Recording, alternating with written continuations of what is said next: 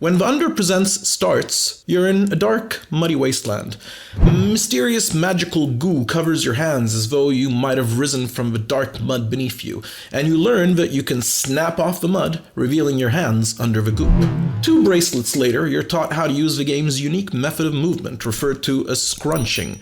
This involves your pulling the landscape towards you and having it wobble over to you in a somewhat elastic fashion. It's a quick, smooth movement system that feels organic and natural, and one which I urge other developers to steal shamelessly.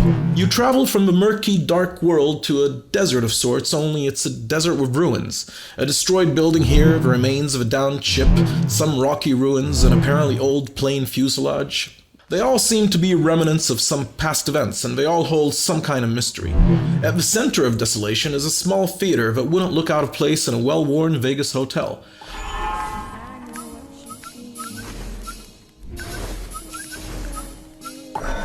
This is where you get to watch some music bands performing on the stage. It's also the game's lobby where you'll likely run into other players. It's also a place where you'll learn quite a few things before you then find yourself teaching them to newcomers. The Under Presents isn't just about exploring the game world. At the heart of it lies a story, and a mystery, and a mission. My newest catch. Fresh from the time stream. Didn't know it hit him.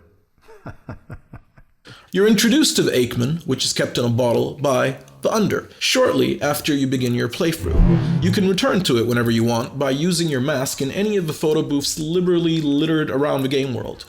When you do so, you get to follow around a cast of several characters through 3 acts and an epilogue. You can access any of the 3 acts straight away, but you'll have to work your way through them before you can experience the epilogue. All of the characters have their own stories, and you can choose who to focus on by following them around. Commanding officer in San Diego. Captain Stanley Martin Pickleback. What a great booze crew. Some of the best craft brews in San Diego. What? I mean, clearly you must think my dissertation is based on brew water chemistry. You'd be surprised how hard it is to balance total alkalinity. You know what? Never mind. In the game world, as distinct from the story world, taking your mask off allows you to perform spells, with a combination of finger snapping, object manipulation, and hand gestures. Your time manipulation powers don't control the world's time as they do in the story world, but can reverse time per object.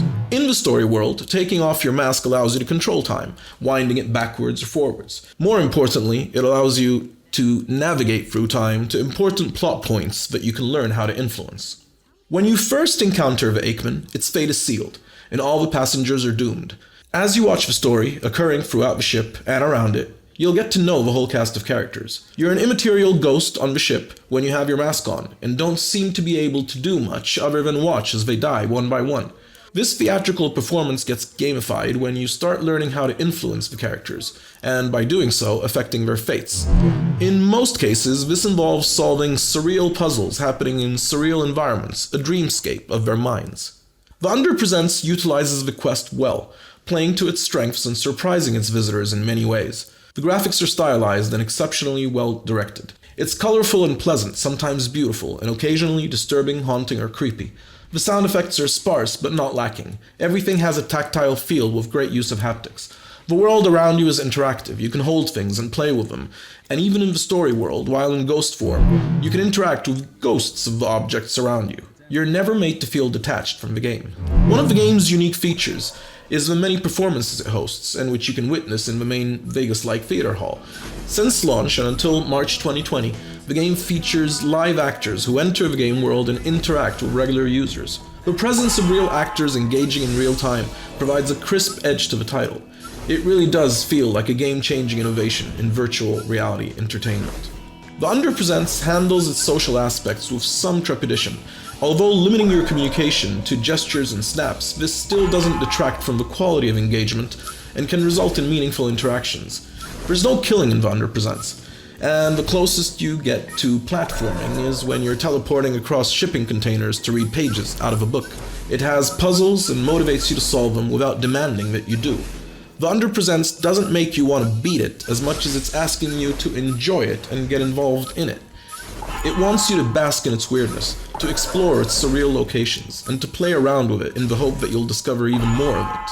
I was, and remain, very impressed with Under Presents. It's a worthwhile and rewarding experiment in new genres of virtual reality entertainment. It's thoughtful, joyful, playful, and engaging.